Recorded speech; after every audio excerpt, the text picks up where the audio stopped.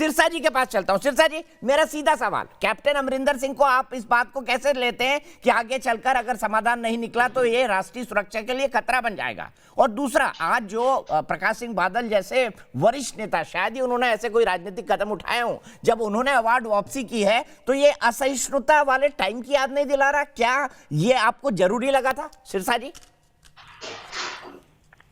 अब मैंने सबकी बात सुनी, मेरी बात भी ध्यान से सुनना बहुत जरूरी है।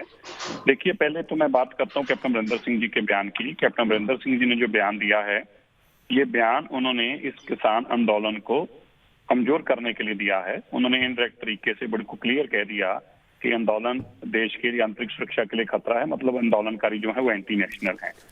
तो ये उनका जो बयान है, ये बहुत ही खतरनाक बयान है, किसान आंदोलन को कमजोर करने वाला बयान है, और किसानी को देशद्रोही बताना ये बहुत बड़ा पाप है।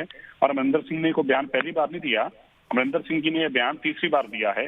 सबसे पहले तब दिया था जब करतारपुर का कॉरिडोर खोल रहा था, सारी दुनिया कह रही थी कि वहां से सीटें आएंगी, गुरु साहब का आशीर्वाद मिलेगा। कैप्टन अमरिंदर सिंह कह रहे थे वहां से आतंकवाद आएगा। और आपके ध्यान के लिए, थोड़े दिन पहले जब कैप्टन अमरिंदर सिंह ने यही जब चल रहा था, तब भी उन्होंने यही अल्फाजों का इस्तेमाल किया था, और तीसरी बार उन्होंने अब ये बयान दिया है। एक बात, मुझे इस बात का बड़ा खेद और दुख है कि किसान अपनी रोजी रोटी के लिए, किसान अपने आंदोलन, अपने खेत बचाने के लिए, अपनी उपज बचाने के लिए लड़ रहे हैं, और कैप्टन अमरिंदर सिंह उनको देशद्रोही कह रहे हैं। मैं एक बात आपके ध्यान में ला दूं, शायद आपके स्रोतों को पता होगा, नहीं पता तो मैं आज जानकारी दे दूं। 4 दिन पहले जो एक नौजवान दोस्त हमारा बॉर्डर पर आतंकियों के साथ लड़ता पाकिस्तान के साथ शहीद हुआ था, उसकी शहादत की खबर उसके पिता को इसी बॉर्डर पर, दिल्ली के कुंडली बॉर्डर पर बैठे मिली थी कि तेरा बेटा देश के लिए लड़ते लड़ते शहीद हो गया।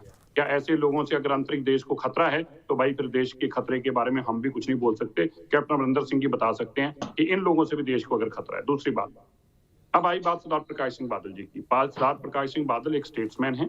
देश के अंदर कोई दूसरा आदमी ऐसा नहीं है जिसने अपने जीवन के 18 साल, 18 महीने नहीं, 18 साल पंजाबियत और देश के लिए जेलों में निकाले, और वो भी आजादी के बाद।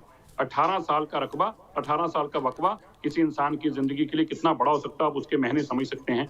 ऐसे आदमी को इस बात का दर्द हुआ, अगर आपने उनकी चिट्ठी पढ़ी हो, कि मुझे इस बात का दर्द है कि किसान इतने दिन से भटक रहा है, उसकी सरकार सुनने को तैयार नहीं। और सबसे ज्यादा वो भी इसी बात से आहत हुए कि टीवी चैनलों के ऊपर किसान को आतंकी बताया जा रहा है, खालिस्तानी बताया जा रहा है, एंटी नेशनल बताया जा रहा है। ये दर्द है, मुझे ये दुख है, और मुझे नहीं लगता कि ऐसे में मैं किसान का बेटा होकर, एक किसान होकर ये अवार्ड मैं रखूं, ये मेरे लिए ठीक नहीं होगा।